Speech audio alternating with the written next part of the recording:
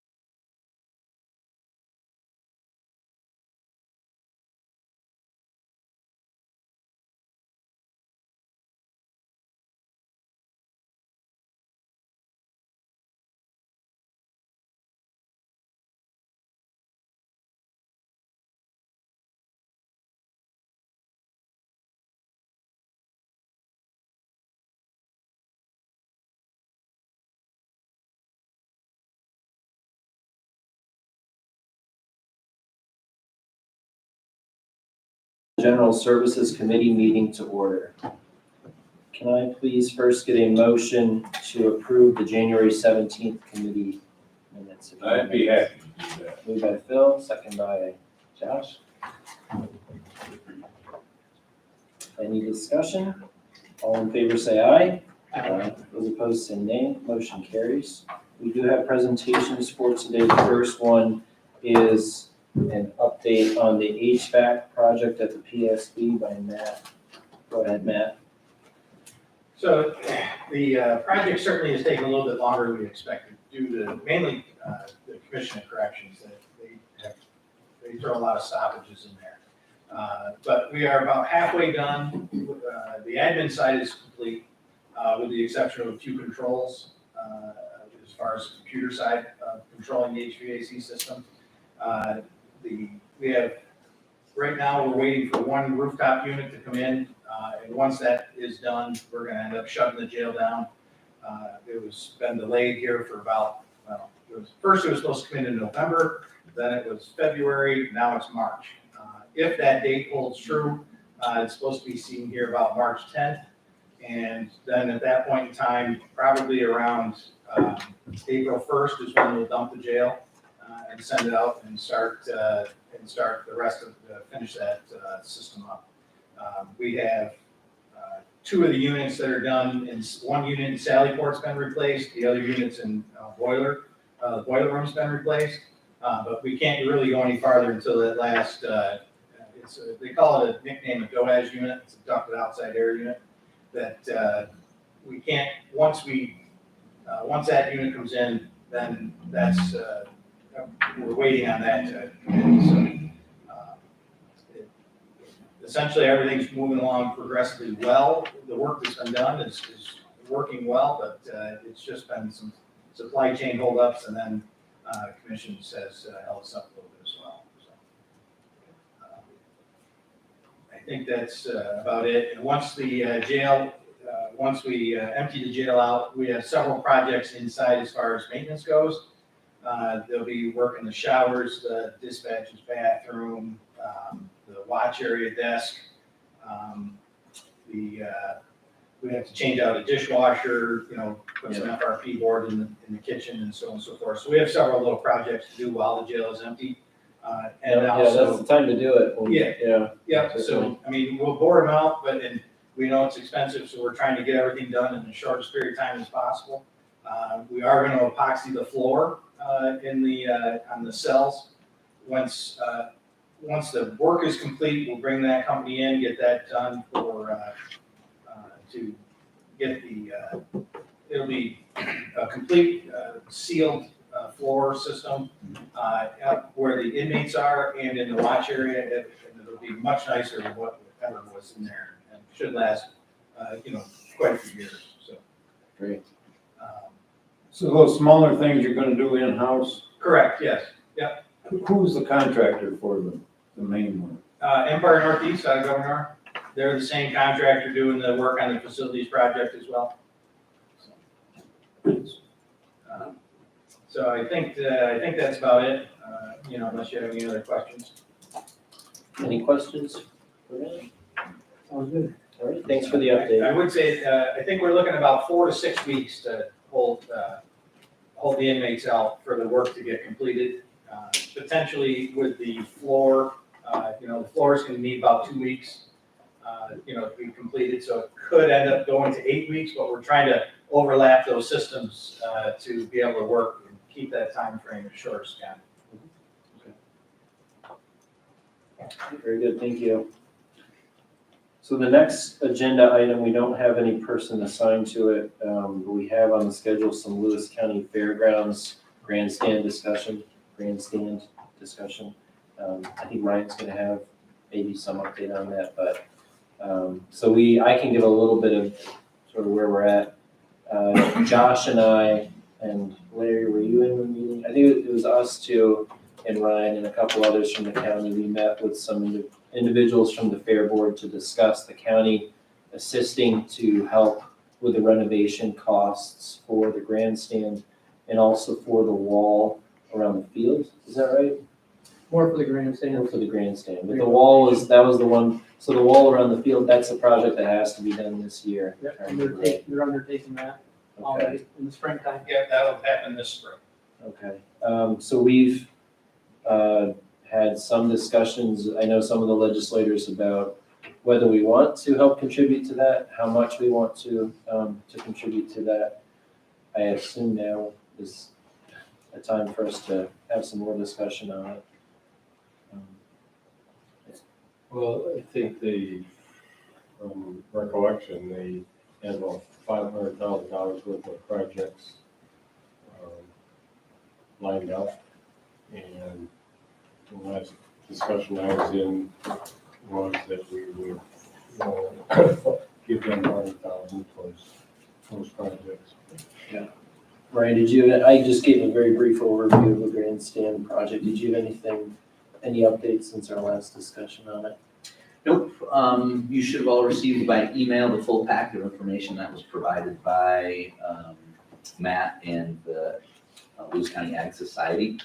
Other than that, there's really not, much more to add. I haven't chatted with anyone, outside of the folks that we met with, a couple months ago. So it's basically status quo. So timing wise, does it make sense for us to do something today and then it can be voted on by the full board at our March meeting? Because obviously they're on a deadline in terms of their timing and getting their contractor in and getting their work started. They're trying to stack funding, right? So they're trying to, reach out, get some other grants, some other funding sources. So I think having us, if the board is committed to contributing to this, then having us as kind of an anchor funder to build off of, I think would be valuable to them. We didn't put a resolution in the packet because we didn't want to presume where the committee would be on this issue. But if you've kind of got a consensus and want to move forward, you can do it as a motion that we can then turn into a resolution for the March 7th board meeting. Roughly, it's close to $500,000 for the full rehabilitation of the grandstands. They procured the timbers, which are drying now for the vertical support column. So following our meeting and conversation, they're looking to perform that work after this year's fair. Once the fair is commenced and completed, they'll go in and start on those projects. So it's pretty more labor intensive, and it's a big undertaking. Phil, I didn't know if you had any thoughts on it. I think you might be the only committee member I haven't talked to yet on this. I think that the fairgrounds are a very important thing for the county. And I guess I kind of concur with Larry's $100,000. I think that's money well spent because it affects all the county. They come from everywhere to the fair and everything, and they do good things there. And the grandstand is the main source of revenue stream for the fair. For the concerts and all the activities. Yeah. I'm keeping a tally. I'm agreeing with you, you're not agreeing with me. That's the difference. So you need a motion. Yep. I like the 100,000 figure. I think, so we can make a motion now to advance to the full board, $100,000. This would be a grant from, would it come from contingency or fund balance? Or- Let's do it out of sales tax. Fund, so fund balance, yeah, Right. same thing, right? Yeah. that's better. Yeah. You want to make the motion? All right, so Josh has made the motion. Can I get a second? All right, Bill? Any further discussion? All in favor, say aye. Aye. Making sure that. Motion carries. So we'll have the resolution in the packet for the Yep, March for the meeting. full board to look at, have a chance to discuss, possibly revise if that's what they want to do. What's that? Fund balance into sales. Now we will move on to dockets.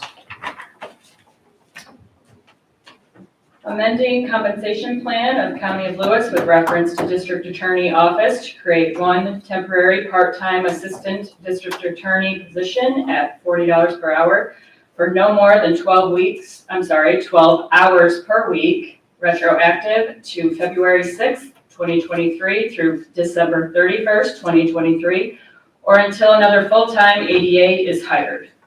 All right, so, and Ryan, correct me if I'm wrong on any of this, what we're looking to do, because 88 Petzel has left his position, We're actually looking to keep him on as a part-time ADA to help with the workflow, to help keep the office moving while we are advertising the full-time ADA position, with the hope that when we can get that full-time position filled, we'll no longer need him to continue as a part-time ADA. Is that correct? Yep. Any questions on that? Sounds fine. All in favor, say aye. Aye. Those opposed, say nay. Motion carries. Authorizing one-time funding agreements with Lewis County Snowmobile Clubs utilizing funds from legislative contingency. Any discussion? And we've done this before, I believe, so. All in favor, say aye. Aye. Those opposed, say nay. Motion carries. Authorizing supplemental agreement number 4 to contract number D036200 between New York State DOT and Lewis County for the Transportation Federal Aid Bridge Replacement Project known as County Road 29 over Whetstone Creek. Any discussion? All in favor, say aye. Aye. Those opposed, say nay. Motion carries. Authorizing service agreement between the County of Lewis and TK Elevator Corporation for maintenance services of the 4 elevators in the courthouse building. Any discussion? We're responsible for all the elevators in the building? Okay. We do get reimbursement from the dark side, as I call it. Okay. Oh, gee. From The judicial branch. from the courthouse side. The And I think it's part of that. The contract falls all through us, but they pay their share. Okay. Any other discussion on that? All in favor, say aye. Aye. Those opposed, say nay. Motion carries. Authorizing 2-year agreements with the Copenhagen Central School District, South Lewis Central School District, and Harrisville Central School District, and the County of Lewis to continue the provision of a school resource officer for each district for a 12-month term and 100% of the actual costs and expenses of the SRO assigned. Any discussion? So as you'll recall, when we made the changes last time to the SRO program, one of the things we had was that this would be a contract that we would renew, I guess, every 2 years. We did a 1-year last We did year. 1 year last year, and then it's 2 years from now on. We could extend it longer, but I think it's useful for us to take a hard look every 2 years. I think so. Yeah. Refreshes everything. Yep, just a reminder of what we're doing, so. Any other discussion? All in favor, say aye. Aye. Those opposed, say nay. Motion carries. Authorizing 5-year agreement with EF Johnson for remote technical support services of the E911 radio emergency communication systems at an annual cost of $31,500 for the 5-year period beginning March 1st, 2023 through February 2028. Any discussion? So paid for it through one of the 911 girls. All in favor, say aye. Aye. Those opposed, say nay. Motion carries. Authorizing grant of permanent recreational easement on the county's Glenfield School property for the county's trail system. Did that map get distributed, Ryan? Oh, Larry's got it. It's You didn't have my- It's in the back. Yeah, Okay. Yeah, it's in the packet. So as you can see from the map, well, the purpose of, and this goes along with Resolution 8, by granting this easement, once we then convey the Glenfield School, that'll be a permanent easement which will continue on and encumber the property going forward, so we don't have to keep coming back to the owners and request permission. It'll just become a permanent part of that property. That's why we're doing it now. Any other discussion? All in favor, say aye. Aye. Those opposed, say nay. Motion carries. Accepting additional permanent easement from landowners Gregory and Sharon Gruber to the county for its trail system. And this is on an adjacent parcel, right, Ryan? This This is is- a parcel that we already have easements on, and they're part of the trail system. So it's basically taking the trails that we have a contract with now and making them permanent. It's I not would, I on would an note the growers have been one of the county's best partners, you know. in developing Yes, they've actually given us two other easements. And this is in the town of Dayton, Oh, okay, never mind. on the Fitch Road. So it's not anywhere near the school. One of them, has a parking area also, Yeah, As a what? parking area. All right. Any other discussion? All in favor say aye. Aye. Those opposed say nay. Motion carries. Awarding bid and authorizing an agreement with UniFirst and County of Lewis on behalf of Lewis County Highway and Solid Waste Departments for uniform services at an estimated annual cost of $4,000. Any discussion? This is the actual physical uniforms that they wear, right? Yeah, it's the actual Yeah. uniforms, and they take them and clean them. Gotcha. Okay. All in favor say aye. Aye. Those opposed say nay. Motion carries. Authorizing opening of certain portions of county roads for a one-day special ATV event to be held on April 22nd, 2023. Any discussion? The roads that we have listed in the draft resolution, we just got word today of what the planned route is from Snowplow. So Jackie and I will be reviewing that, and we may have to tweak the list of roads, county roads that we're opening, once we go through and confirm those. Understood. Yeah. That was my question was. Yeah, it just came in an hour ago, so. I believe there was a typo on where it says CR 62. I believe it's State Route 12 rather than 26 at the bottom of the cut road. Where is that, Josh? Well, you show me later. Yeah. We'll make fine. those changes, yeah. Question? Sure, go ahead, Jeff. Are there any town roads involved in this? yeah, that's Yes. what this resolution's for. Town Okay. Pygmy and Town Ninety, Town Martinsburg, Town Turner. Town roads are. And There's county. nothing in this resolution for them to, it's protecting, it looks like it's protecting the county, but what about the towns? They have their own contracts. They have a contract with the Yes. snowpails? Yes. Yep, okay. Thanks for the question. Any other discussion? All in favor say aye. Aye. Those opposed say nay. Motion carries. Now we will, looks like we have one motion. We'll go ahead and review that. There's also one more resolution that we just added for the bid opening. I think Okay, it was sitting. I must have missed that one. Yeah. Do you want to go? Right. Yeah, it Go was ahead and for read it. the purchase of the appliances, so. I don't know if you want to look at the resolution first, there was a stack of them. Is that in? Did you get one, Joe? No. Was it in the mailbox? No, I brought them. I think they're right there on the other. Oh, here it is. I know that's right. Is that- Oh, Josh took. Josh, why don't you get up and walk around? I'll do that, I'll exercise.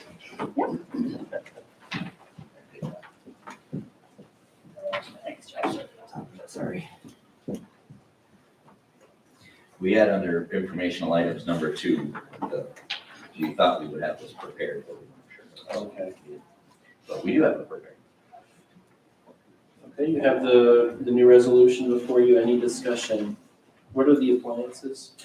I mean, you don't have to list them all. It's plenty of Refrigerators, ice makers, staffs. Uh, So Different microwaves. departments, yeah, different departments. you can make the word appliances stretch pretty far. Like an espresso machine or.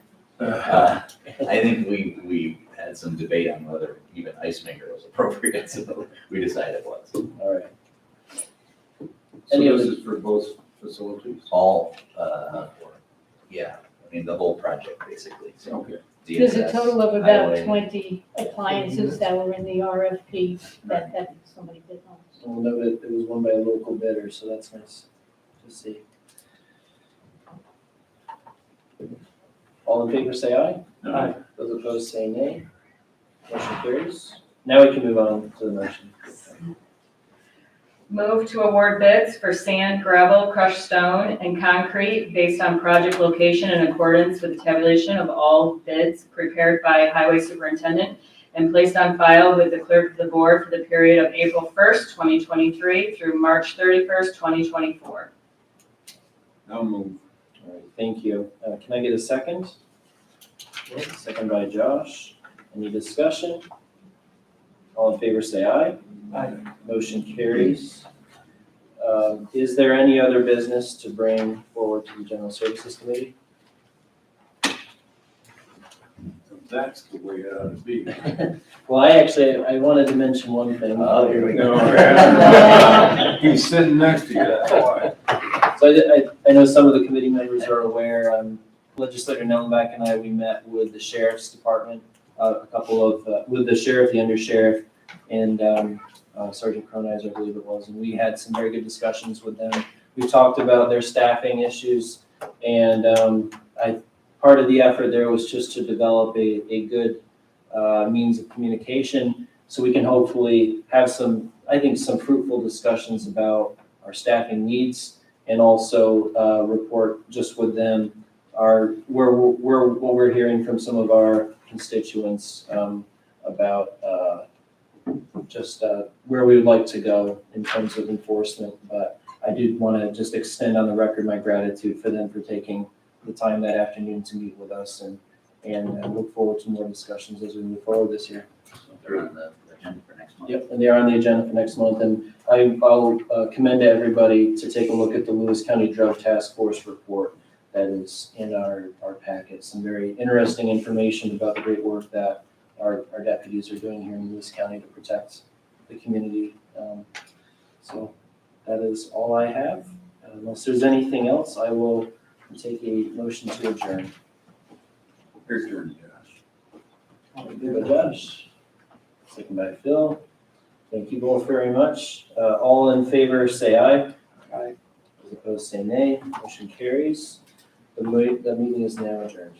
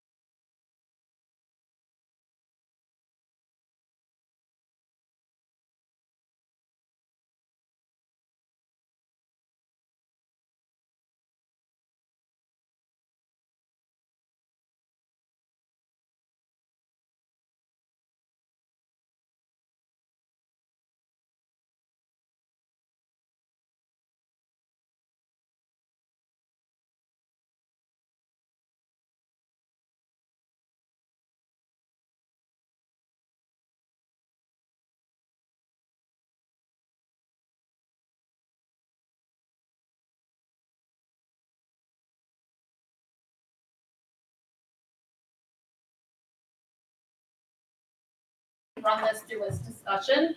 So we won't be taking any action during this portion, but we're going to run through the agenda, basically just to get everyone's opinion and discussions going. Anything that needed action will be moved, adjourned essentially to the next meeting. To the board meeting. Right, to the general board meeting. So this is Health and Human Services Committee, and we will not be doing anything regarding minutes because we'll adjourn that to the board meeting. So we're gonna start off with a presentation. It's going to be regarding the temporary and permanent housing feasibility study results. And we will turn over everything to the guy who represents this. Jenny's gonna kick off. I'll start. She's gonna-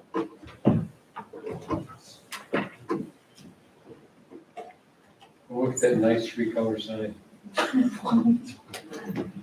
long did it take for us Not to allowed, plan that? not allowed on the highway. Am I doing Don't something worry, wrong? yeah, give me one moment. There we go. I say that.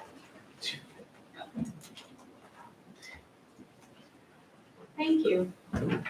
So I'm part one of the presentation today. Right after me, the representatives from Dymo, and you're in the audience, raise your hand. We'll finish the presentation. And also here today, that's part of our work group is Jalen from Snowbelt Housing, and Maureen King is sitting right behind her from Transitional Living Services. So why housing? So why do we even start to look? I want you to think about a future when all people have access to safe, affordable housing and social supports to remain housed. So think about those social supports and how important they can be for people. So our ad hoc work group, we brought Lisa Berkler in, and she's the chair of this committee, who's in a car or in Florida someplace right now. Jalen and Maureen that I recognized earlier. Scott Mathis joined us in the beginning for several meetings from Lewis County Opportunities. Ryan participated, myself, and then Monica McCulloch. She's an attorney out of Buffalo that has been very successful in getting funding to build transitional and supportive housing. So let's look at the numbers. So why are we looking at housing? You all hear about the point in time count that we do January 26-ish every year.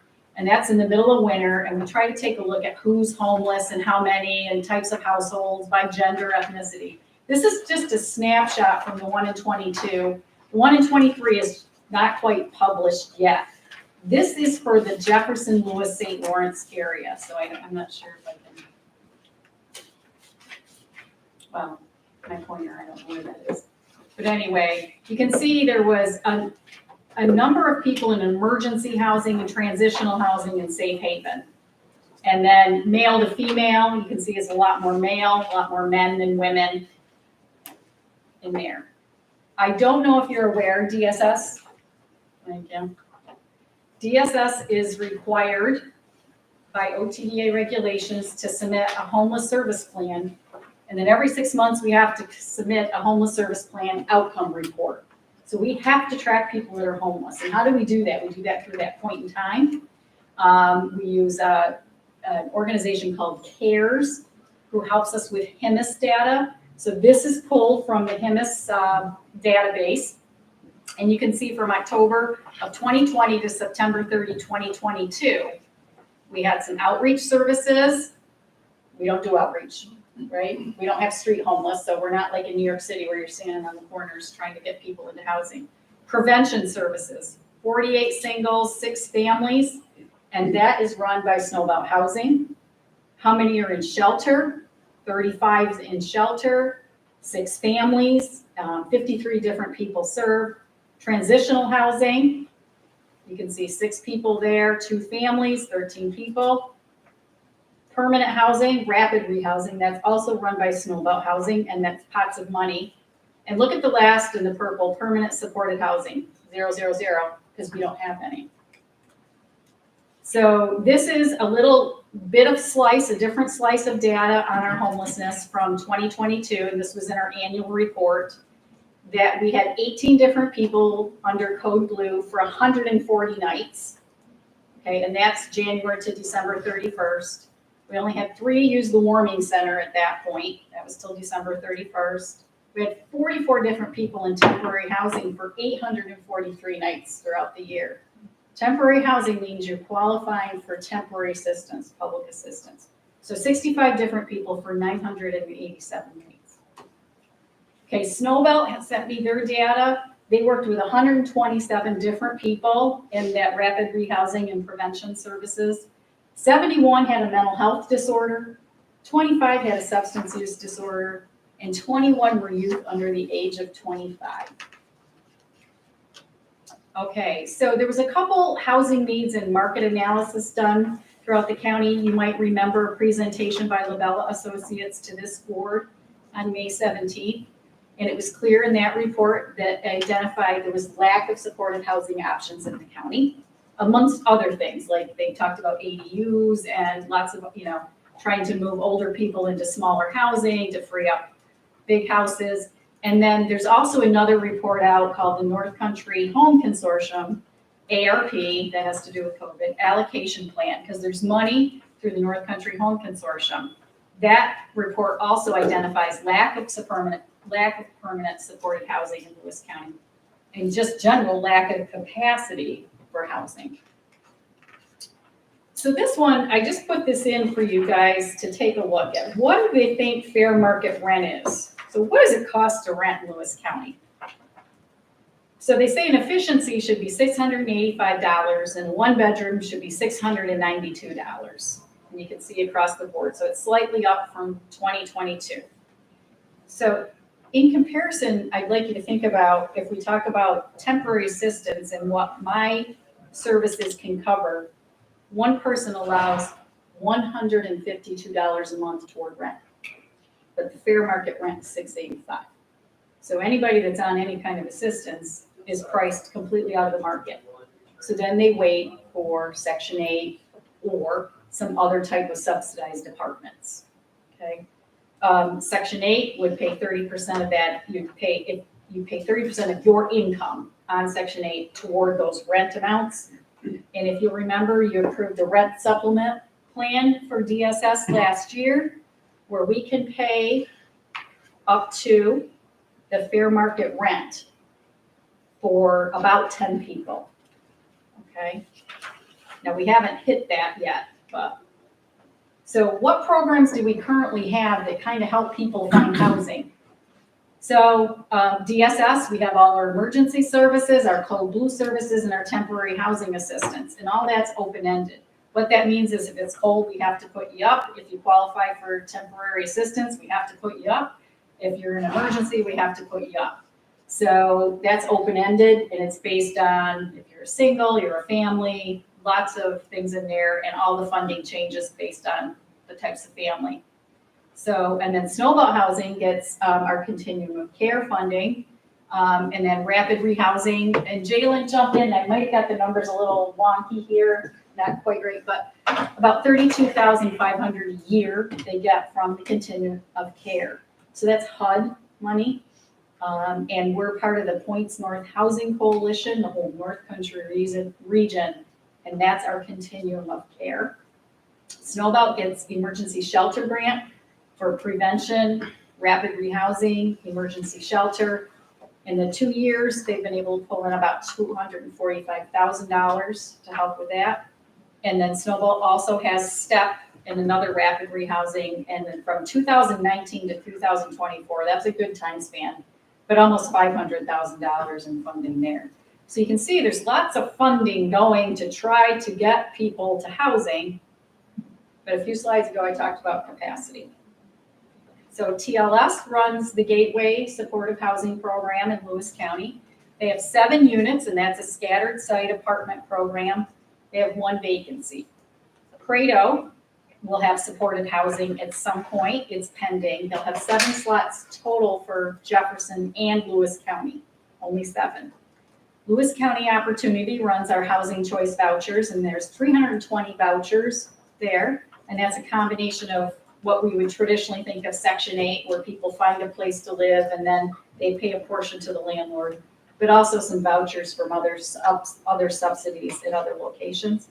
And there's a wait list currently in Lewis County, 79 people for that.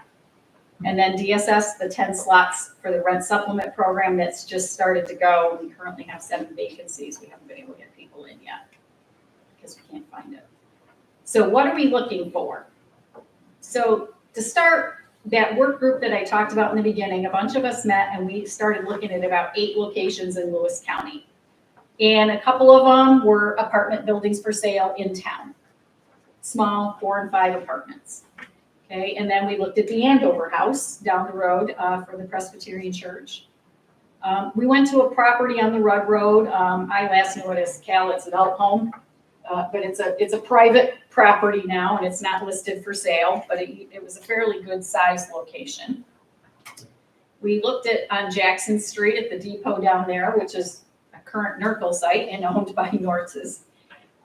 We looked at 5960 Main Street, where DS is right now, the old Glenfield School. And then the county-owned vacant lot right next to DSS. And that would be the lot between the ARC day services and the DSS building. So Matt and his crew have done a nice job mowing it in the last couple of years, so you can really see how big that lot is. Okay, so when I'm talking about all this, what do I mean by permanent supported housing?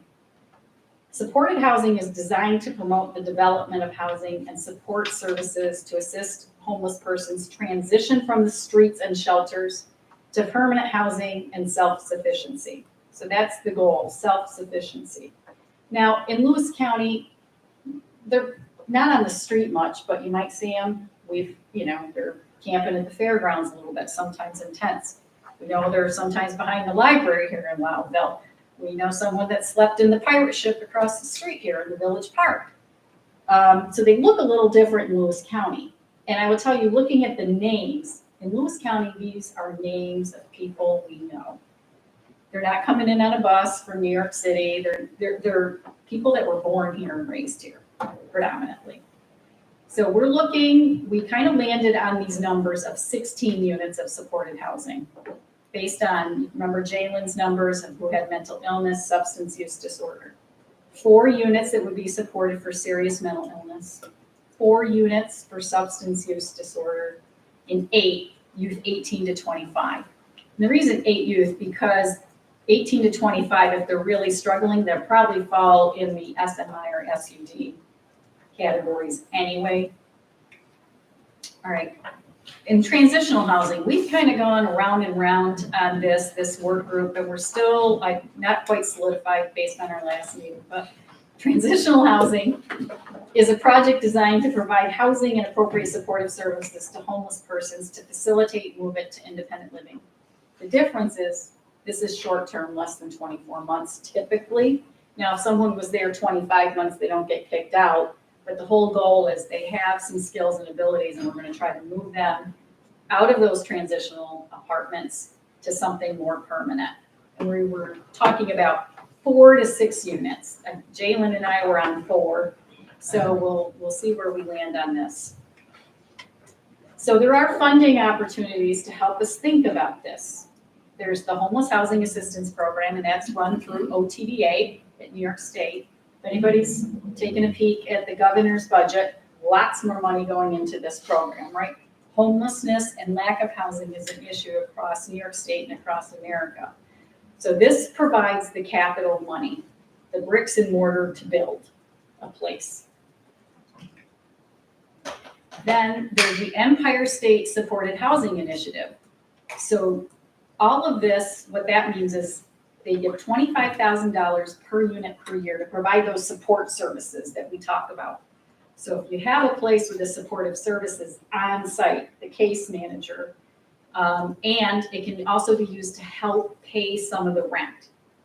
So each apartment unit comes with $25,000 attached to it, okay? Because likely when you're first housed, you probably maybe don't have a job, you're not gonna be able to afford a lot of rent. So good news, Maureen Keene back there wrote an Ishai grant for us already, and this is our contingent approval on 16 units of Ishai, supported housing. We've already been contingently approved. So our vision that we've kind of worked through, going through properties and everything else, is to land on 16 units of supported housing that I mentioned before, the 4, 4, and 8, put in 4, maybe 6 transitional units within the same location, have on-site office space, have flex space within the structure to accommodate a warming or an emergency center. So that our warming center would kind of come in around transitional housing. And then things that we needed to consider looking at where would this be best would be like our location, social activities. You put people out in isolation, they really don't do well. The quality of life, where are they gonna live? Is it gonna be a place that they wanna stay at and they have a good quality of life? We've all seen places across our county that aren't so great to be living in. You know, a lot of code enforcement issues going on, or people on their own and code's not coming in, but they're still pretty dilapidated. And then site considerations, what can really be done? So what are we asking? We're asking for support for the project. We're asking for payment of the engineering study, and that's already been accomplished. Sale of county-owned property or a 99-year lease to Snowbelt Housing, contingent on funding approval. Perhaps assisting with some upfronting costs until funding received. We've never gotten an HHAP grant in Lewis County before. Not quite sure how that all works. And ongoing support for funding for the transitional units. We can't use eShive money to support the transitional units. So we've got to figure that out with like DSS rent supplement money, you know, putting it in my budget in other ways.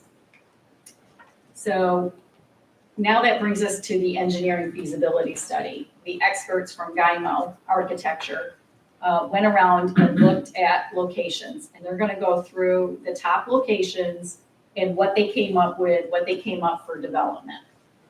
Okay, so I'm done, and unless there's questions about any of that. Good. You like that, huh? Yeah. All right, Fun, guys. I'll hand off the clicker.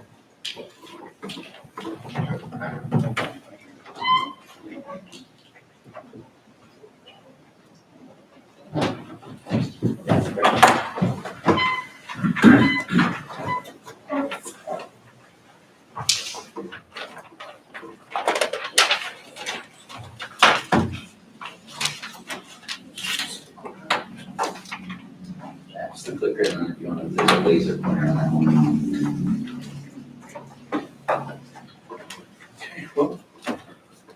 So I want to start out by thanking Lewis County for the opportunity to provide you with our services and the great pleasure to be able to work with the great committee that we had to work with Ryan and Jenny, Jalen and Maureen.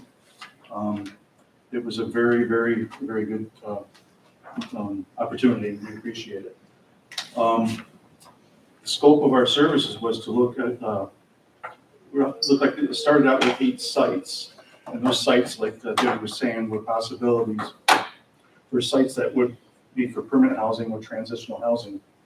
After our first committee meeting, the committee had decided to narrow the search down to 3 sites. So after that meeting, we focused on these 3 sites, the Andover House, the Glenfield Building, the former Glenfield School, and Stowe Street. We start with the Andover House. Go back to the news. Go back to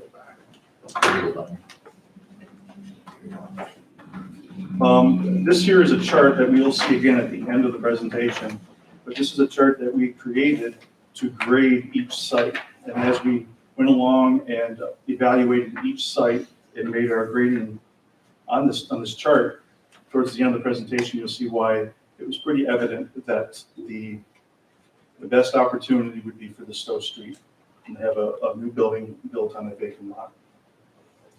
So we'll start with the Andover building.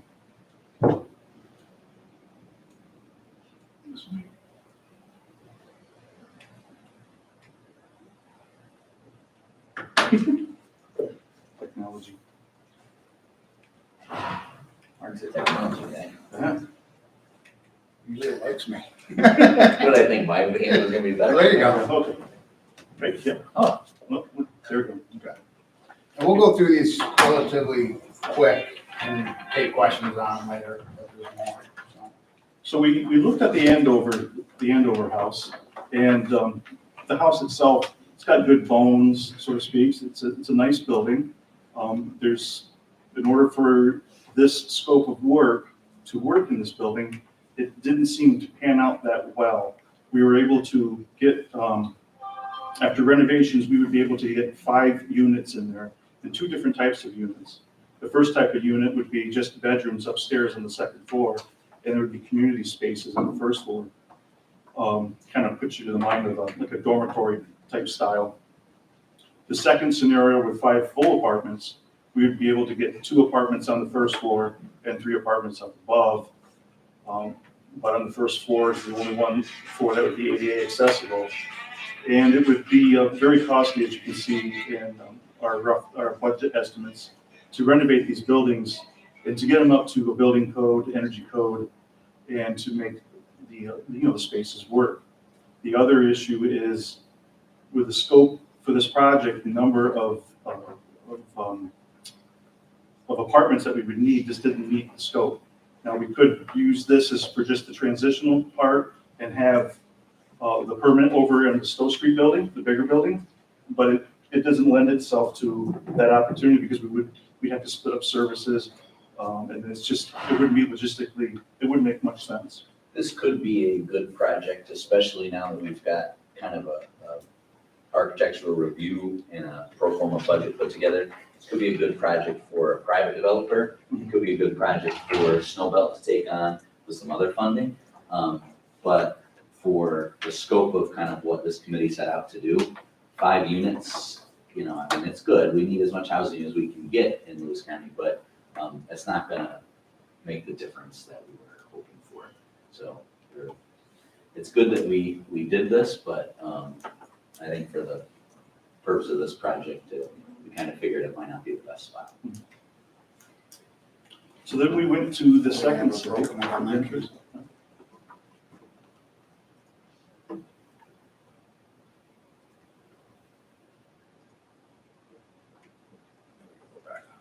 And we went to the former Glenfield Elementary School. Again, this is a nice facility. It was built in 3 different phases, 1931, 79, and 95. Structural-wise, the building is in good shape. But in order for us to make this fit this scope, there would be a lot of renovation work to be done. And we'd have to all new plumbing, which would take a lot of saw cutting of the concrete. Possible the entire roof may need to be replaced. There's numerous leaks. The HVAC system would have to be totally revamped and replaced. And obviously there'd be a sprinkler system having to be installed through the whole thing. And numerous areas where we would have to modify existing wall locations to divvy the spaces up. We were able to get 24 units in the building, and those are based on 2 2-bedroom units, possibly 2 studios, and 20 1-bedroom units. The sizes of those units vary in size, but they would meet HCR requirements as far as minimum requirements for space. The downside to the site is its location. It's further out of town than the committee felt was a good place for this type of occupancy. And this is why this is the major contributing factor to not choosing the Glenfield School in the end. So similar to the Andover House, we've paid for this analysis, which we can use to, help developers that are interested in this site. Larry, Tom, and I got a chance to sit down with the IDA last week, and we do have some private developers interested in this site, which is good. Having this information and some pro forma, budgets and, potential layouts of the building, I think can only help, those developers hopefully invest in our community. And the new layouts that Ryan's talking about for each of these buildings, it's not in the set that you have, this is just for the presentation, but the final set that you will receive will have all the floor plans for both of these buildings, so you have an idea what we're talking about. Yeah, we plan to issue an appendix with the full-size drawings, so you can look at them and get into them if you want, have any questions.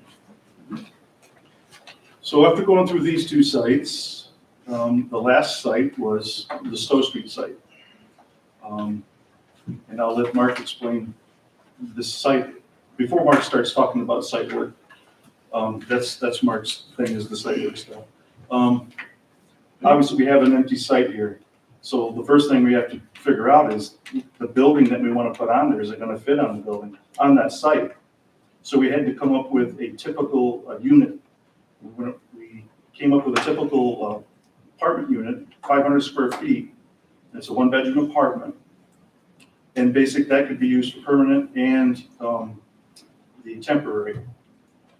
It meets the HCR requirements. It actually exceeds for a one-bedroom, just a hair, but it's a nice, comfortable living apartment. So once we had the apartment size, we were able to basically, like Legos, build this building together. And then we were able to get the total of 20 units, would be the 16 permanent and the 4 temporary. On the first floor, we would have the 4 temporary to the left in the orange. And then the remaining apartments were permanent. I believe that's 7. And then on that level, we wanted to incorporate a couple office spaces, toilet rooms. We needed an elevator, stairs. And then the big blue spot up there is a big flex space that can be moved around later on in the design phase. But basically, that space would encompass the warming center, showers, a large toilet space, and storage for food and for bunks and beds and chairs and what have you. The space could also be used for, like I said, a warming center, but in case of like an emergency, or maybe there's a residence, the house is on fire, and we have to get the family somewhere, there's a spot that they could be temporarily held in there until things get worked out. A good example of that is Jefferson County had a lot of those units that we, sometimes put people in, had several units either condemned or had terrible fires, in kind of the same time period, and they really needed like an immediate spot for folks. So if we had a 6-unit apartment building that, burned or all of a sudden got condemned, we'd have a place to put folks up while we worked to find them housing, rather than, a hotel or something. And then to get the 20 units on here, we didn't want to get into having a building that was sprawling all over the property. So obviously we went up to a 2nd story, which on the 2nd floor would all be permanent housing. And so the wings, they would match and they would go up. The idea of the layout or the aesthetic right now anyway, and this is still the design process, is a modern type of building. We want to meet all the net zero requirements, be environmentally friendly, meet and exceed energy codes. We want to make this the state of the art, a really nice building. According with HCR requirements, the building is not supposed to be like an institution. It's supposed to be a place that you'd want to stay. And I think this is what we can make this happen. It's also set up to, we want to let a lot of natural light in. Because for the warmth, but also it just makes everybody feel better.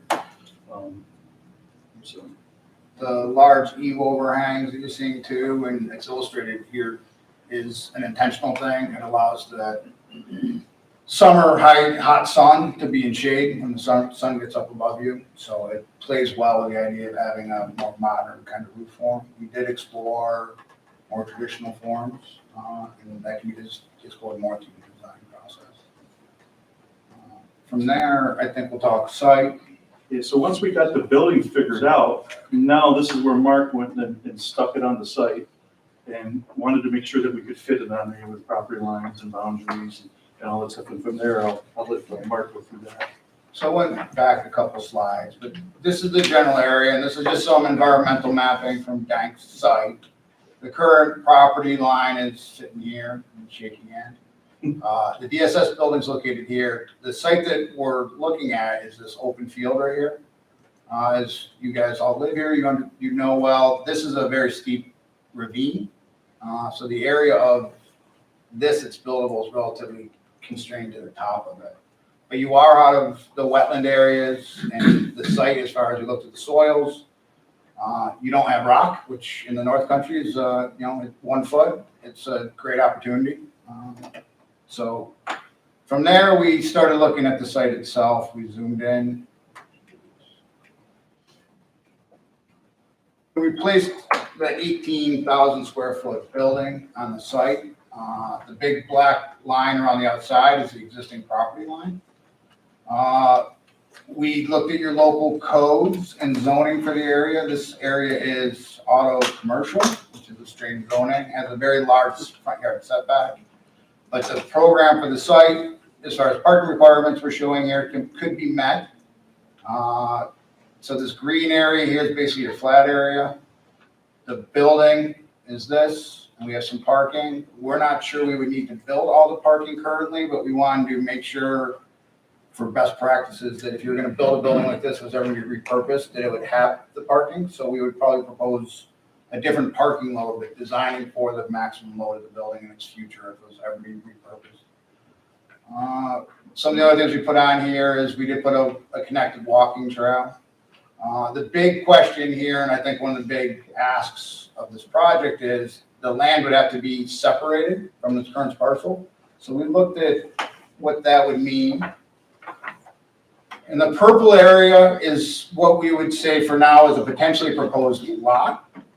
It's about 4.5 acres shown in the magenta or purple.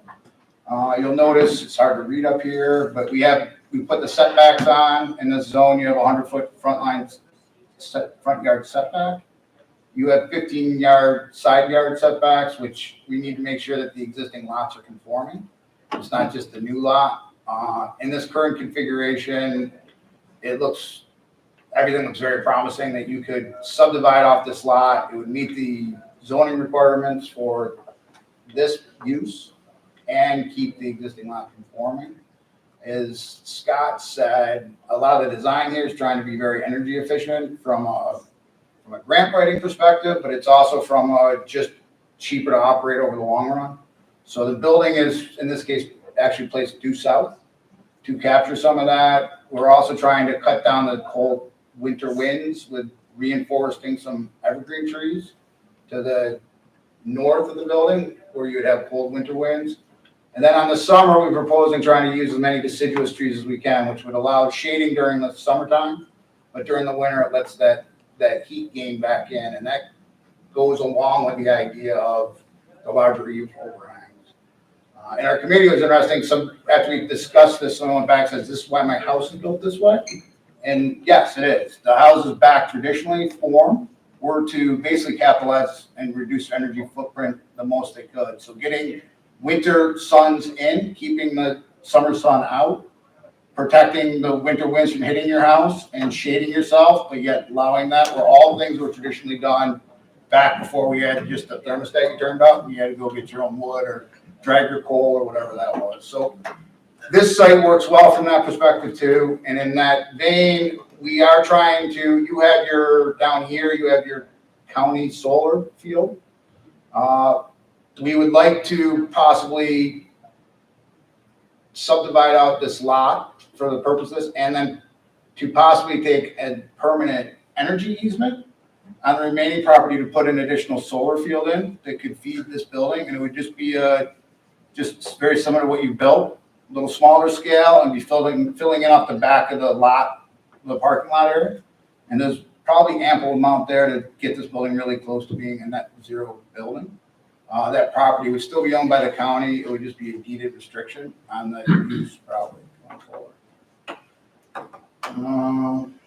Next slide. Is the topography pretty steep behind that? It is very steep, and you can see it.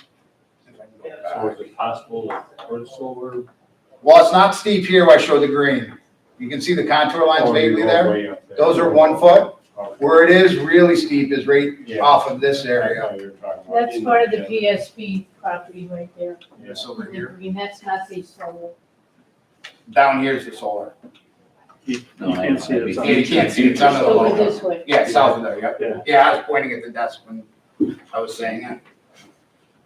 So yeah, this area here actually has a flat level of topography in the decent amount of area. I thought you were talking about in the magenta. No, that was why I wanted to point it out, because in the magenta, we really can't accommodate it, and we could accommodate some on the building possibly. But the most efficient way would be to have a field. Rooftops have a maintenance cost that makes it a little, so I think if the county wasn't willing to work with the easement, then we would look for other ways. But the idea of being able to get some open land off that back of that parking lot would make a lot of sense.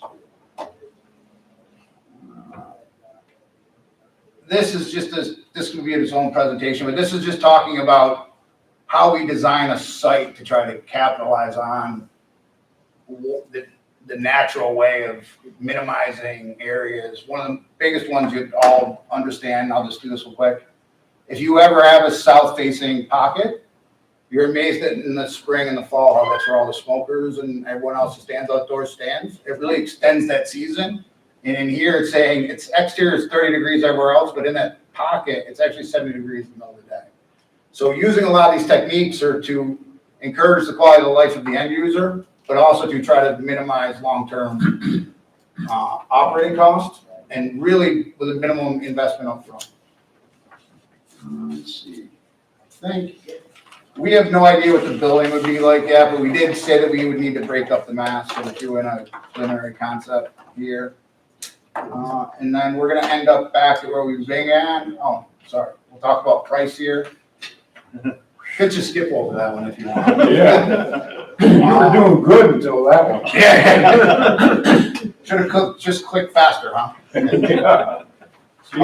We do have a projected cost here. The cost is basically a square foot new construction cost for a highly efficient building. So it's a little higher than a traditional commercial building we built in the standards here, but the idea is you would regain that money. You heard there was, I think we're $400 a square foot. We have the breakdowns. We just didn't want to get into it, so you guys can look at more detail if you'd like. So just to be clear, what we're looking at is $13.7 million that would be funded through that HHAP grant that Jenny presented. So this is not county funds. In fact, this is not a county project. This is a snow belt project that we're supporting. Well, that helped me. I was gonna try to Heart's get going there. a little bit. You did it much more elegant. Phil's only got 10 months left on this board. We want to make sure he makes it. So most of this funding is currently in place. As you saw, the rehab was a substantial amount too. It comes with more risks and a longer maintenance cost over the longevity of the project. And then this is, I wanted to skip over this and I wasn't able to, I got caught. We go back to the original beginning where we started this, saying, how do we make our recommendation? Our recommendation in the report you have, the cover letter basically will summarize it, is to go to the Stowe Street site and try to develop there. So we kind of went through, and these are logical things. We talked about the location, and here you're gonna see the darker the green, the better it was. The whiter it is, the less the arrows. Green up means strong, yellow sideways, or red down. So you can really see the Glenfield building really dropping out on the bottom, mainly due to location. We got 20 units shown currently. There is some room for expansion at the Stowe Street, and we had 24 in the Glenfield. We go through, I can't read these all that well, so I should know. We'll go social. The interaction of walkability to the downtown village and all that. We talk about family-friendly buildings. Easier to achieve in a brand new structure. And then we get into the quality of life. One of the big ones that was brought up is storage capability. Scores equally with the new and Glenfield. Short-term and long-term storage. Pets and animals, which was one we didn't think of off the bat. But the newer buildings are LVL flooring, just a bunch of better materials than you can have in an old, more level, and they'd be designed to be easier cleaned and maintained by staff if needed. So just a note on location. The clientele that we're working with that could potentially be be renting these spaces. Transportation can be a challenge sometimes for these folks. So being in Loudville, we felt was important. Glenfield, it's a great community, but it is slightly isolated in terms of being able to walk to access services, to buy groceries, for example. And then the location right next to the Department of Social Services and the Public Safety Building has advantages as well. And then like in the walk, I believe there's public transportation right there as well. And so- we've got, bus transportation in that area. So does the state pay the maintenance too, or just the construction? The state has already approved $25,000 per unit ESHI funding. That was the email that Jenny showed from Maureen. So it would be $25,000 per unit to help with maintaining the property. And then, part of the maintenance cost would be instances where the county has put people up in hotels, instances where when I first got here, we rented a shelter. We no longer do that, but we had a house on Diane Street that the county rented. So we've put money into housing, into this, for these types of individuals, but it hasn't been consistent. So my guess is money that's already in our budget would be directed towards this facility, basically. Money that we spent elsewhere could be directed here. So between the ESHI funds and funding that the county's already spending on housing, that's our goal for sustainability, basically. And then Snowbelt, would have to take care of the day-to-day operations. What about the solar part? You said that would be on county property. Is that built into this budget or is that a separate budget? We have the building we have additional costs for the building, but we don't probably have the solar completely covered in there. Okay. It would depend, we had to do some calculations. We're so early to figure out actual loads, to figure out the size. We just want to make sure that if the project moves forward, that the county would be willing to give us direction on if that permanent easement would be an allowable use, so we could study if it was in play or not. I think there's a big balance that has to happen there, and we're really in an early phase of saying, what's your best, of the possibilities presented, what's the best option? And we're recommending Stowe Street at this point. The next steps would be to get into some of that, more of that. Most likely our number has enough fluff in it, but it's really, these are real early numbers. The HHAP grant covers design costs, so the next step would be work with the grant consultant that we've hired to put together an application, using the concept of this site. And then if we're awarded, that award would include design funding, which will get into the nitty-gritty of those types of things. And we would feel that there's great grant opportunities for that, and then the return on investments currently tracking out at 15, if not 10 years or better. By the time you get this in the ground, that price point is dropping fast like a rock. So it may be an additional upfront cost, but it should, as far as operational cost, be a good investment. You're not in the clear yet. I can see that. Thanks for reminding me.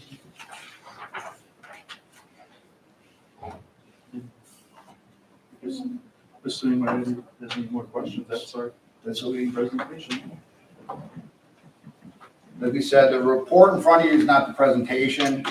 The presentation is a snap of that. So if you read that, it'll have more information. And then we plan on issuing Ryan a full set of drawings and the spreadsheets to back up the summaries. So you can see where we're kind of thinking allocations are going to and how we came up with where we're at. Once we took it to the point that we can get the recommendation on which one's best. So in terms of next steps, I think, not that we need to decide anything today, or can we, without a warrant, but the thought would be, do we allow Snowbelt to move forward with an HHAP grant application using this site, which is currently owned by the county? That's basically the next question. Are we willing to, say that if this project is funded, we would either lease that property to them or give it, sell it to them for $1, basically. Yeah, I don't see issue though. How much more space is available up there? I mean, we saw, I don't know, if that's the south or It's the east end of that lot.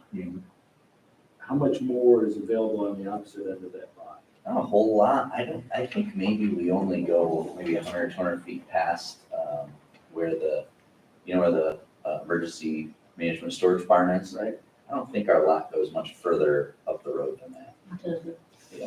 There's not a lot left there for development opportunities after this lot. And this lot, even though it's 4.5 acres, really that building and parking lot are occupying the flatlands of that. The rest are non-developable.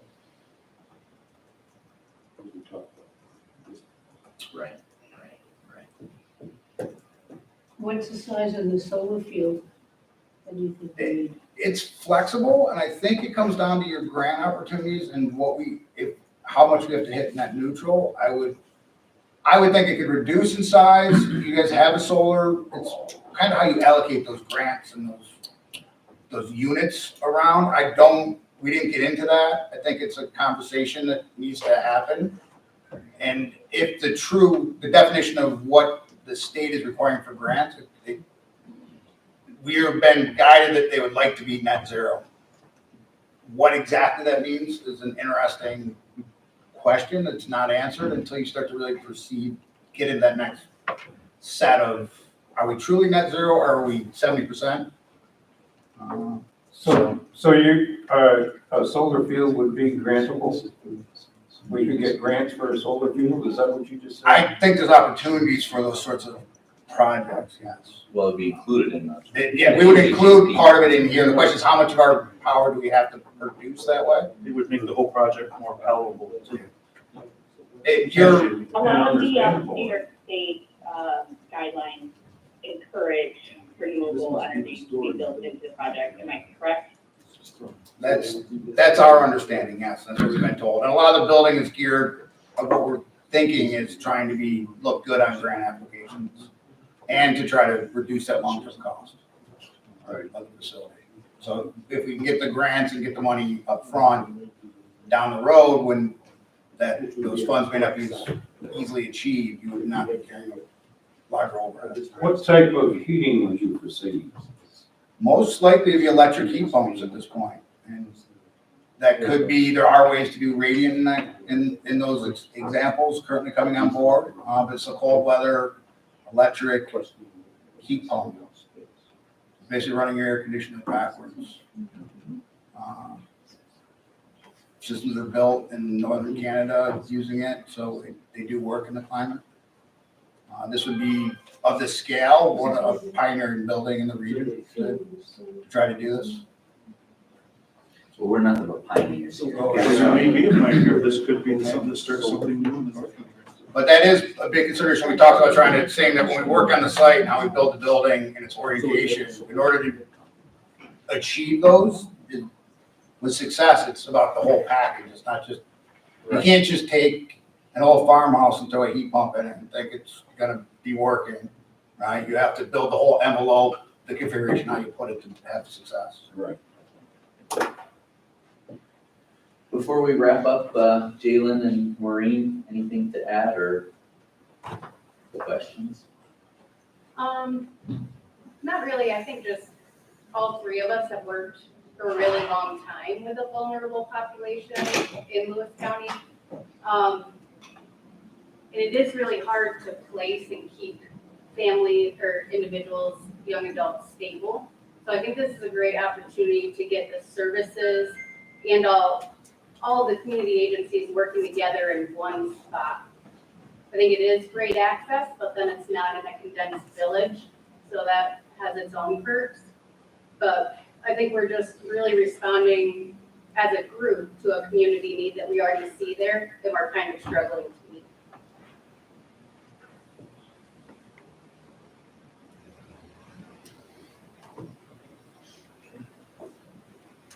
Good presentation, thank you. Thank you very much. It's a fun project. We appreciate the opportunity. It was fun until 13 million came on. Well, luckily that's not on your docket, so Ryan's telling us. So you're in the clear there, I guess. Yeah, Bill, don't worry about that $30 million. Easy for somebody on vacation. Right. I now know what slide to make really small. Thank you, everyone. So we have some resolutions, again, we can't pass anything, we're just gonna do it for discussion purposes and essentially handle those during the full board meeting. So the first one is authorize the transfer of funds from legislative special contingencies to DSS miscellaneous expense account, the amount of $30,700 for the special engineering study for our temporary and permanent housing feasibility study. As you just saw.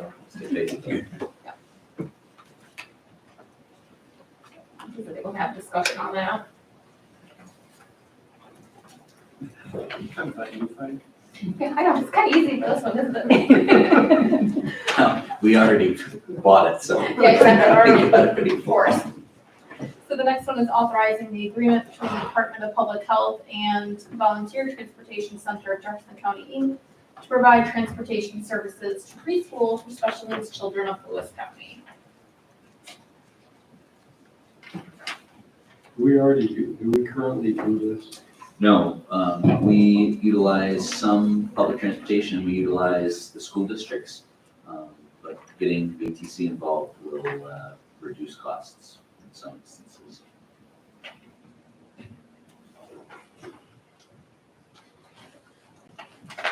We don't know if it would, it's just a possibility that it could. No, we've got It's these definitely guys. less, Yeah.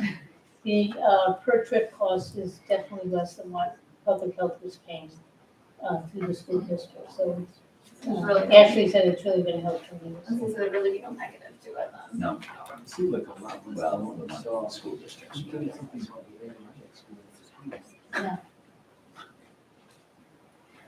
So the third one is authorizing intermunicipal agreements with Jefferson County to share services in the position of Director of Weights and Measures and Veteran Services. So Veteran Services, we've had that arrangement since 2016 with Jefferson County to share that department. The Veterans is obviously new, but I believe we talked about it last month's committee meeting. That's right. And that seems to be working well. Have you heard any negatives on that, Brian? Well, we had some issues with the phones at first, and then, our veteran population is a population that tends to be walk-ins. And, being here 2 days a week was a learning curve at first, but I think people are getting up to speed on it. Seems like he's doing a lot of outreach. Yes. in the area. He's been, out at, the American Legion, VFW, Marine Corps League, so, basically anything that he's been invited to participate in Lewis County, he has participated in. So, I think that's another way to bridge the gap. It sounded like he was making outside arrangements anyway with them, so. We fixed the phone issues. I thought they were fixed last month, but I'm pretty sure they're fixed now. So authorizing the agreement between Lewis County Department of Social Services and the Pratt Northam Foundation to serve as the administrator of the Pratt Northam Careers Here program. This is not new, we've done that since maybe 2018. You don't have anything, sorry. And the last one is the awarding bids and authorizing agreements between the County of Lewis and Great Oak Community Center for the treatment of addiction to provide counseling and prescribing services, in an agreement with Lawrence J. Linsky to provide medical assessments and prescribing and oversight services under the medication assisted treatment MAP program or plan for incarcerated individuals suffering from substance abuse disorders. It's what we've been talking about for a while, right?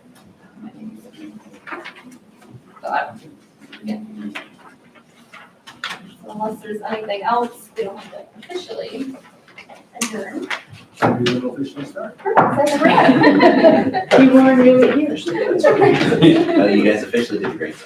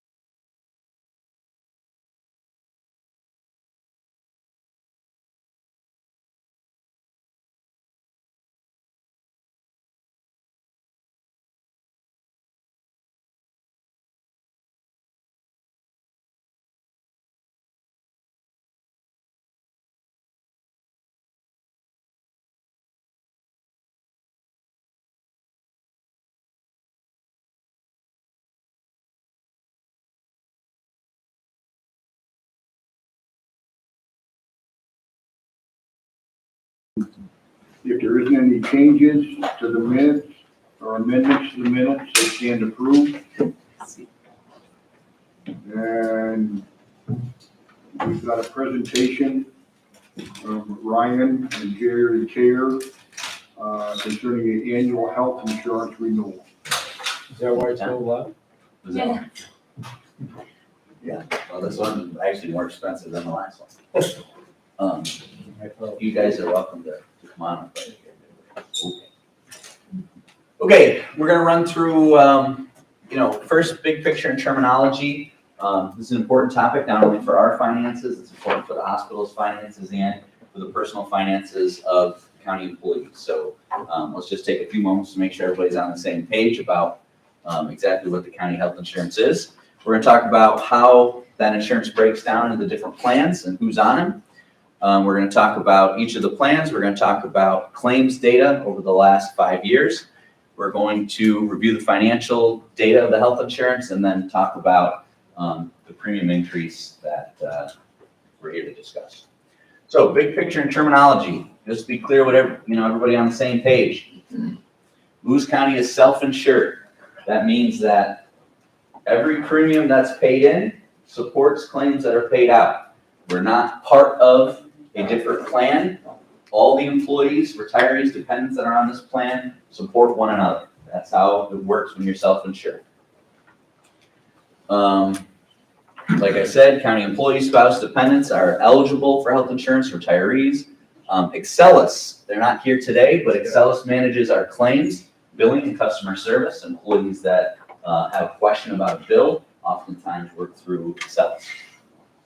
GKG is our consultant for plan design and insurance management.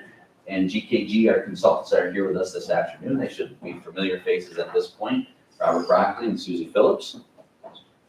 And Milliman is the county's actuarial consultant that looks at the actuarial data in terms of claims, relative healthiness, age, existing claims as well as future claims. Premiums. Premiums are monthly payments made by the employees and the employer to cover health insurance expenses. Premiums are what we pay into the plan. Claims are what we pay out of the plan. Claims are medical expenses when you have medical problems. Deductibles are expenses paid out of pocket before insurance kicks in. When we talk about the high deductible plan, that's what we're talking about. A copay is an out-of-pocket payment made by the insured individual for medical expenses. Demographic breakdown. We have currently 915 employees insured. This is between the county and the hospital. We have 400 retirees. Of that 915, 400 are retired, 915 employees, 400 retirees. Of the 400 retirees, 280 are retirees that were hired before 1991. Why does that matter? It matters because if you're hired before 1991, you pay nothing for health insurance. Nothing. So total 1,750 covered lives are on the county's self-insured health insurance plan. Note, we have 192 employees that receive an annual opt-out payment. It's an incentive that we pay for employees not to take the county's insurance. Let's take a look at our current plans. These, monthly premiums that I have listed here for the PPO plan for all the plans are actually with the 15% increase included, okay? So we've already made the change in those rates, but you can kind of see our current PPO plan, 83% of employees. So the vast majority of employees are on this plan, okay? Whether it's single or family. There's very few co-pays with this plan. In fact, if you are in network at Lewis County Health System, I believe there's practically no co-pays. There might be some small ones, but not much. We have agreed with several unions that we're not going to be expanding this pool, so nobody will be eligible to take this plan. If you're a management exempt or confidential employee, you are no longer eligible to sign up for this plan. If you are in the CSEA Hospital Union and a new employee, or the UPSU Road Patrol Union, new employees going into those unions are no longer eligible for the PPO plan. And as you can see, the GKG benchmark for similar marketplace plans ranks this as a platinum plan. It is truly excellent healthcare, unfortunately at a high cost. Quite some time ago, a person told us, we don't have a Cadillac plan, we got a Mercedes-Benz plan. Yes. That was something I could relate to. I agree, yes. And so, following that metaphor, we have a good, we're buying a Mercedes-Benz, but the good news is, the Mercedes-Benz, if you buy it from the county, you're getting a much better deal than if you bought it someplace else. So that's the point of this slide. If you go on the New York State Marketplace and try to find a similar plan with similar coverage to ours, the employees are going to pay a lot more, and the plan cost is going to be a lot more. So, yes, between the employees and the county, 83% of our employees are buying a very rich plan, but even with this increase, they're getting a better deal than what they could get and what we could get out of the marketplace. We also introduced the hybrid PPO plan in 2017. It was introduced initially simply as a management introduced plan. We did not have a union, it was not collectively bargained. As of 2023, it will be collectively bargained in the hospital unit. There are some co-pays. That's the difference between the hybrid and the PPO plan. Is that, instead of paying upfront as you would in the PPO plan, this plan, when you have a health insurance emergency or you need health care, you might have to pay some out of pocket. Now, I say some out of pocket. It is still a PPO plan. It is still ranked on the benchmark as above gold standard. So it's still a very good plan. Jerry, Jeff, and I, and Eric were talking last week. People often compare our plan and cost to the school districts. This would be more of an apples to apples comparison to what the school districts offer, is this hybrid plan, not the other PPO plan. And again, we still, with the increase, have a decent deal on health insurance. You can see the marketplace comparisons for each of the hybrid, two-person, and PPO options for, single, two-person, and family option for this plan. The marketplace comparisons are still much higher. And then we have the high deductible plan. Only 2% of our employees are on this plan. Again, this was introduced by the county in 2017, and again, it was folded into collective bargaining with the hospital in 2023.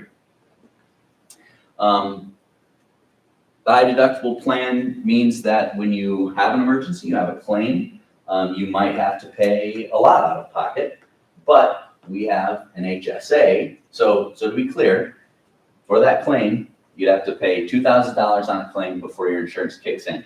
But to make up for that $2,000, we contribute towards a health savings account. In fact, the county puts the maximum amount allowed by the IRS into these health savings accounts every year for the employees that take advantage of this plan. With the HSA, you can see the richness with HSA, we still are a gold ranked plan. There's no marketplace comparisons with HSA because it gets into how much you put in the HSA, and it's hard to compare apples to apples, as we've found out looking at other HSA plans. So, big picture review of the current plans. This is with the proposed increase, okay? This is with the proposed increase. But I just want to point out, where'd that other laser go? You can use that. Point. Oh, there we go. Annual cost for someone on the PPO family plan, annual cost for them is $7,800. Annual cost for the county, $23,000. Total cost, $31,500. That's a lot. That's a lot of healthcare to be purchasing. You purchase $31,000 worth of healthcare. Is basically the way to look at that. And as we know, 83% of our employees are on that PPO plan, either single or family. So let's take a look at the claims. Why are we talking about an increase? Well, we've got to follow the data. Let's look at the claims. The point that I want to make with this first slide is that like any healthcare plan, we're looking at a small percentage of, of our covered lives that make up a very large percentage of the claims cost. So if you look at the bottom here, we've got 3% and 5%. So 8% of employees made up 38 plus 18, nearly 60% of total cost was only incurred by 8% of employees. And the same is true on the other end of the spectrum. We had 5% of employees who used no health insurance at all. We have an additional 11% who used less than $250. So, less than $1,000 of insurance of claims is almost 30% of county employees. So we purchased, in some cases for each of these folks, depending on what plan they're on, either $30,000 or $17,000 or $21,000 worth of health insurance, and they utilized at least a third of our employees. On the other hand, 8% made up for, 60% of the claims. Furthermore, high-cost claimants. This is really the driver. This is what it comes down to. The reason why we're talking about premium increases today is because of high-cost claimants. We have 12 individuals, and by the way, that's gone up since this was a year-end 2022 report. Our high-cost claimants are up since then, but 12 individuals make up 18% of the entire healthcare spend, which is about $15 million a year. So that's quite a staggering figure. Same thing's reflected here. You've got 20 individuals, 20 high-cost claimants that make up about 24% of total healthcare spend. And like I said, I believe that number is up to 22 at this point, high-cost claimants. So, and we do have stop-loss insurance. We do have, ways to recoup some of that money, but it still eats away at the plan. The second issue is chronic conditions, chronic disease. As we know, look at public health strategy. When Ashley comes here to talk to us, she talks about how investing in chronic disease prevention and chronic disease management can save us money in the long run. And the same is true in-house with our own employees. 8% of planned costs are from chronic, I'm not going to always say preventable, but lifestyle type of illnesses, okay? So the point that I'm trying to make between, the high-cost claimants and the chronic conditions is that our pool of employees, dependents, and retirees that we're insuring are relatively more unhealthy than other plans. And so look at this this last thing, comparison, okay? So that's comparison, other similar plans, similar demographic as ours. We are 9% higher in hypertension. We are 8% higher in cholesterol. We are nearly double in diabetes. We are nearly double in heart disease. COPD, we are higher. So, those are things that are driving claims for the plan. You can add me to number 3 after this presentation.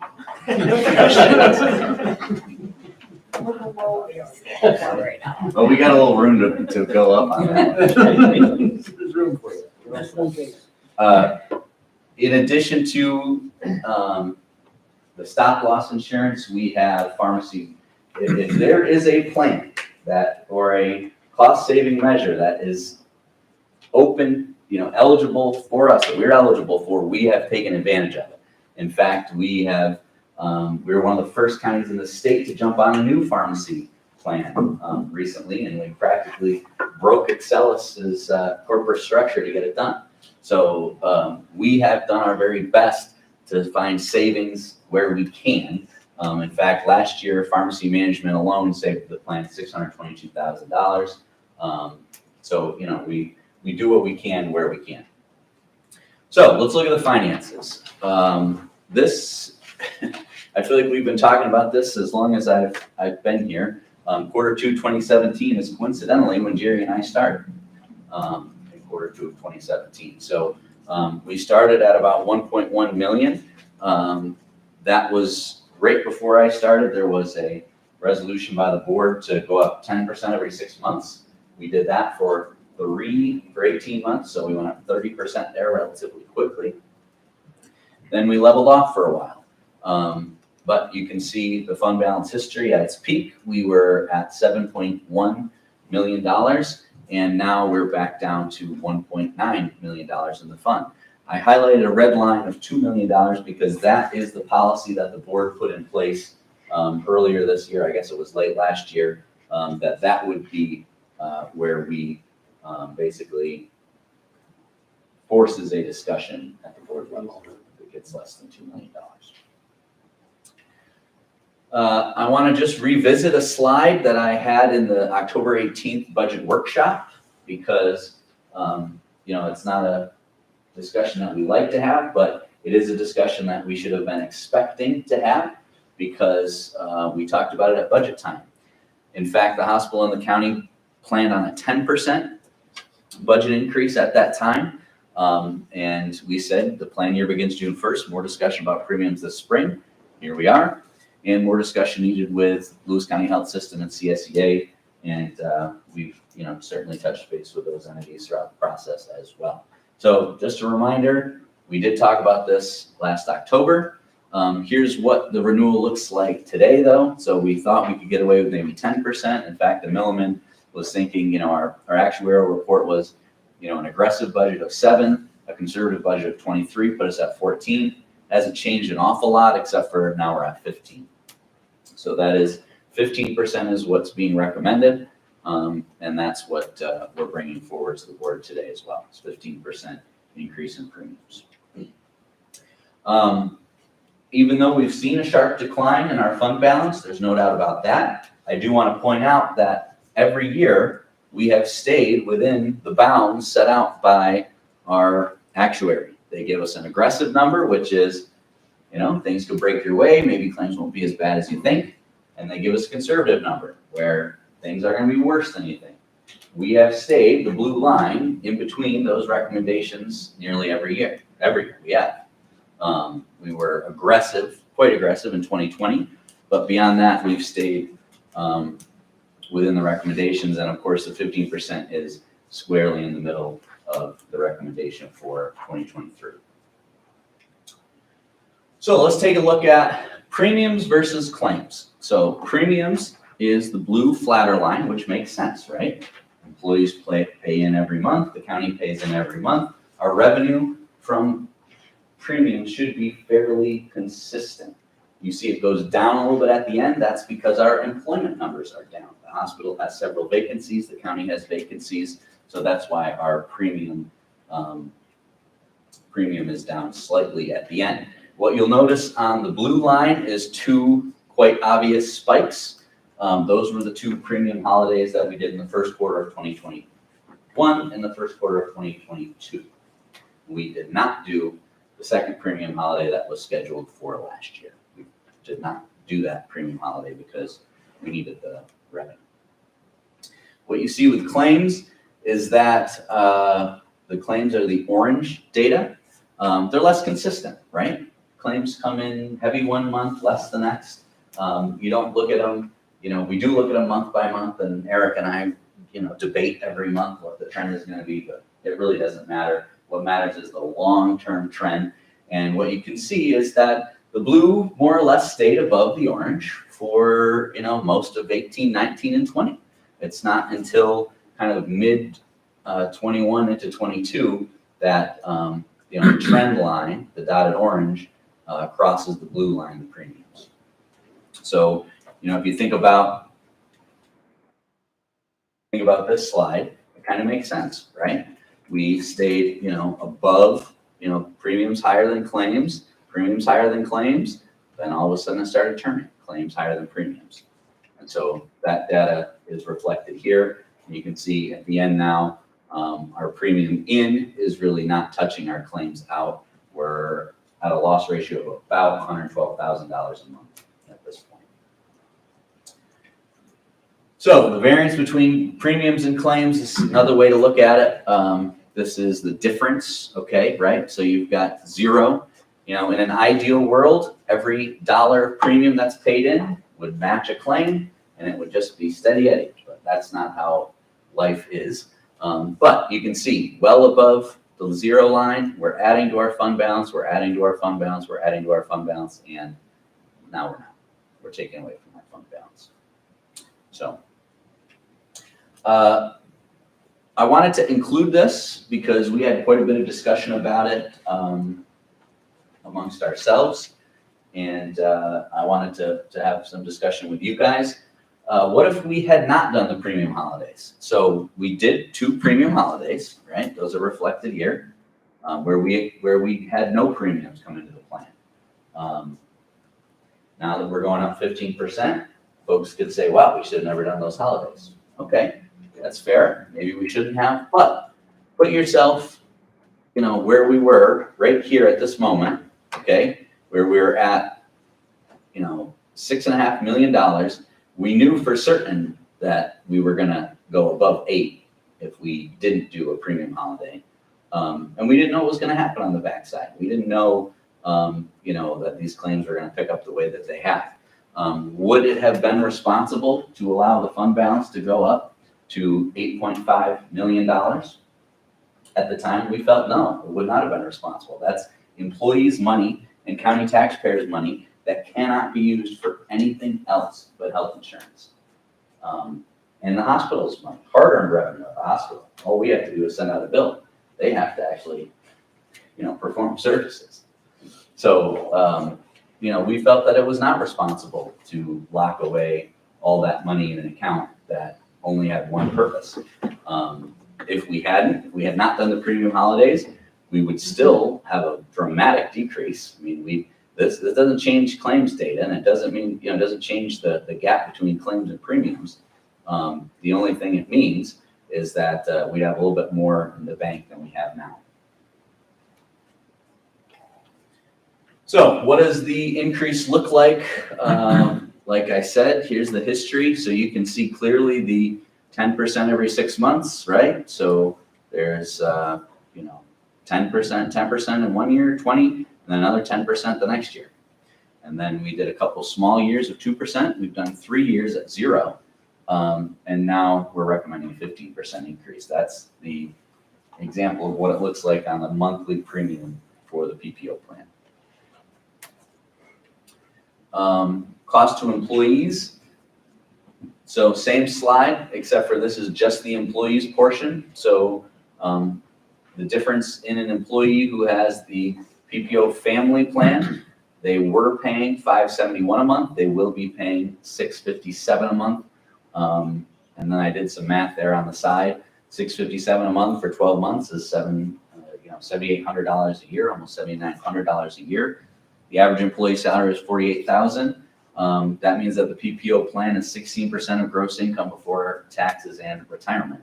And then, like we said before, the total annual cost for both the employer and the employee is $31,536. So it is an expensive plan. It's a good plan. It's a very good plan, but it's an expensive plan.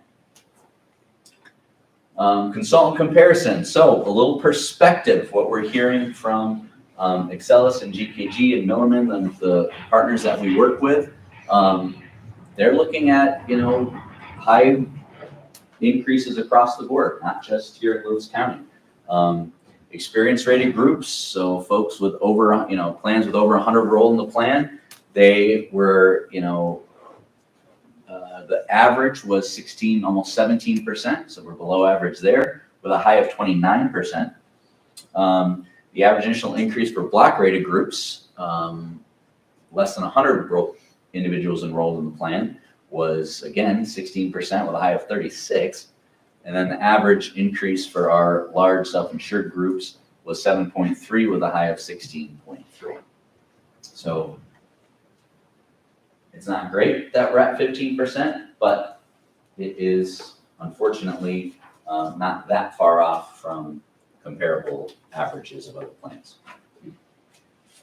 If we go to the 15% and you got 10% in the budget, what's the budget impact for this year? It's a good question. Thank you. What did we say? Yeah. Good question. Talked about 100 times now. Prepare for it, Bill. Don't have it I on the would tip of my say- tongue. I would say about $150,000. I think we budgeted for the 10%. So an additional 5%, I'm thinking it's in the $150,000 to $200,000 range for the county. Hospital is separate. 150 for the 10%. No, an additional, we budgeted for 10%. If we enact 15%, it'll cost us $150,000 to $200,000 in addition to what we budgeted. Well, not okay. But not dramatic, you know. So next steps, what we're recommending is a 15%, oh, sorry, Jerry. go ahead. It feels more dramatic for the health system. I bet, yeah. So the increase over budget is $642,000. So ours is typically about a third of that. Close to it. 642, is that what you said? Above what was budgeted.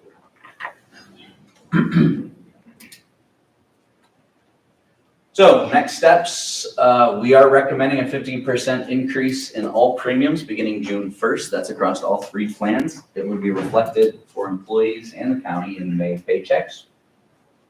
The rate increase is projected to stabilize the fund balance, not increase it. So just to be clear, we're at about $2 million right now with the 15% increase. What we're hoping for is that we're at about $2 million next year. The goal is that this increase, this increase is not going to get us back up to $4 or $5 million. This increase is going to stabilize us where we're at currently. But $2 million is a safe amount in the fund. The county needs to increase focus and investment on employee wellness. I mean, we need to make that investment. We can't continue to pay on the back end. Most of these employees start costing us money when they're 50 or older, right? We have them here, many of them, from age 19, maybe they start with us at 25 or 30. I mean, we've got them here with us for 20 years. What are we doing to encourage wellness? What are we doing to make sure that, when they get to those higher cost ages in life, that, they're in a position to make healthy choices and live a healthy lifestyle? It would be a good investment for the county to pursue employee wellness initiatives more aggressively than we have. No different than the state's policy. I mean, why do you think we spend so much time, public health, DSS, on wellness in the community? Because of Medicaid. It costs, it costs us money on the back end. It's better to if you got a pre-diabetic, better to get them in the pre-diabetes program of public health than to have them, have all those insurance costs once they become diabetic. The county also needs to work more closely with CSEA to make adjustments to the PPO plan to contain costs. There have been 0 plan changes in over a decade. I mean, Caitlin and I and JJ were talking today. We can't remember, maybe some of you guys can remember last time we put up a plan change for a vote. But we haven't, I've been here almost 6 years. JJ's been here longer. Jeff's been here maybe the longest.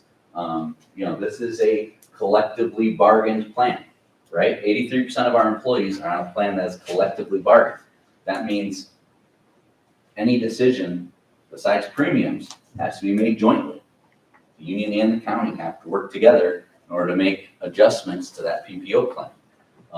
We only have unilaterally one lever at our disposal. That's to increase rates. We don't have the lever to change the plan design to hopefully cut costs. We can't do that without partnership with the union. Yeah, I think that's it for me. Question, discussion. I'm sure I left some stuff out, but Jeff and Jerry and Robert and Susie. Ryan? Yeah. The most interesting thing that I saw from some of your statistics in that is the amount of, or the percentage of employees who are paying a maximum premium for the PPO and not getting any benefit out of it. In other words, there are no claims made, which means they're healthy, right? And recognizing that is the reason why I switched a number of years ago to the hybrid plan, because, you know, I've been healthy, paying in a max that I never used. It doesn't make sense. And somehow I think we have to try to work on getting that message across to certainly, you know, our employees and maybe younger employees who, let's face it, insurance is risk management, would you guys say? So sometimes you have to factor in your age, your health, and make that decision, save a couple of $100 a month in your paycheck, and take somewhat of a risk that you're gonna have co-pays, or you're gonna pay something when you need it, which is what insurance is all about. I've talked to employees about this, and it's interesting. I mean, some are open to looking at things like that. I've also heard from folks that say, I really don't care what it costs. I don't want to see a medical bill. I love that we have excellent coverage, and I want to keep that coverage. So it's a mindset. Like Phil said, I do compare it kind of to driving a Mercedes. But if you want a Mercedes, you are buying one from us is a better deal than buying one, anyplace else. So I guess that's, the way to look at it. Our impact, in terms of our budget, we'll be able to cover that, I think, through contingency costs, and, we'll have to probably use some fund balance, would be my guess. But, the hospital finances is frankly more of a concern to everybody. It continues to be a huge driver of expense to provide healthcare in this county. So in your packet, there is a resolution to increase the premium rate 15% effective June 1. And so I don't know if there's any other thoughts or questions, or you guys can debate it when you get to it, I guess, but that's where we're at. Okay. Anybody have any questions for Ryan? We're all real happy with it. Yeah, right. All right, thank you very much, Ryan. You were pretty close to your allotted time. I commend you. You stayed just under it, didn't you? Yeah, well. Okay, I guess we're ready for resolutions.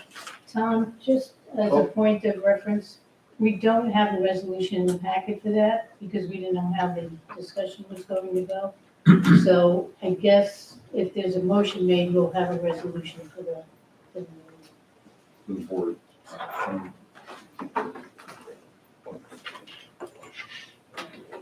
Do we want to make a motion? I guess I'll make a motion that we have a resolution for that, for the board packet. a 15% increase on the premium Yep, to come out of fund balance. yep. Do we have a second? Jeff? All in favor, say aye. Aye. Opposed? Motion carried. James, now we're ready for resolutions. Calling on Governor Hochul to remove Part M of Article 7 revenue bills from the 2024 executive budget. Any questions or comments? All in favor, say aye. Aye. Opposed? Carried. Approving correction of tax bill to adjust, apportion, and charge back a total of $11,321.43 to various towns pursuant to the franchise agreements with Time Warner Cable, TCI. Questions or comments? All in favor, aye. Aye. Opposed? Carried. Authorizing renewal agreements between County of Lewis and NCA Comp Incorporated for workers' compensation administration services. Any questions or comments? All in favor, aye. Aye. Opposed? Carried. Authorizing agreement between County of Lewis and Pictometry International Corp. DBA Eagle View. Questions or comments? All in favor, aye? Opposed? Carried. Authorizing agreement between the County of Lewis and Presentation Concepts Corporation for technology upgrades in the legislative chambers at a cost of $98,165 to be completed by fall 2023. Any Did that questions? include the LED board or not? I asked them about the, going to a screen, and they said it would be probably a $20,000 increase to go to LCD screen as opposed to projector. But it did bring up another conversation that allowed me to get some savings somewhere else to get higher lumens and another projector, so we won't have to dim the lights in here when we have the projector going. So you think the projectors are better way more? Absolutely. Are you comfortable and confident in this? Very comfortable. If I wasn't comfortable or confident with the company, I wouldn't have pitched something that was 90,000. So Okay. it's gonna work. Anything else? Said that at 3:39. All in favor, aye? Aye. Opposed? Carried. Authorizing inclusion of certain agriculturally viable lands into a certified agricultural district, a negative declaration determination. Questions or comments? All in favor, aye? Aye. Opposed? Carried. Authorizing the County of Lewis to opt in to the nationwide opioid settlement agreements with pharmaceutical manufacturers and pharmacies. Questions or comments? All in favor, aye? Aye. Opposed? Carried. Authorizing lease agreements with WPBS, Hudson Valley Wireless, and the County of Lewis to lease space on the WPBS tower and site for the broadband project. Any questions or comments? All in favor, aye? Aye. Opposed? Carried. Appropriating funds from the fund balance in the amount of $347,875.08 and paying tax assessment refund to City of Rome for the years 2012 through 2017. Questions or comments? All in favor, aye? Aye. Opposed? Carried. Awarding bid and authorizing contract between the County of Lewis and Barton and Lejudas, DPC, and provide professional project planning and engineering services for the countywide Complete Streets project at the cost of $56,137 for the task 1 through 4 and 7, with options to complete task 5 at the cost of $28,184 and complete task 6 at the cost of $130,592. Any questions or comments?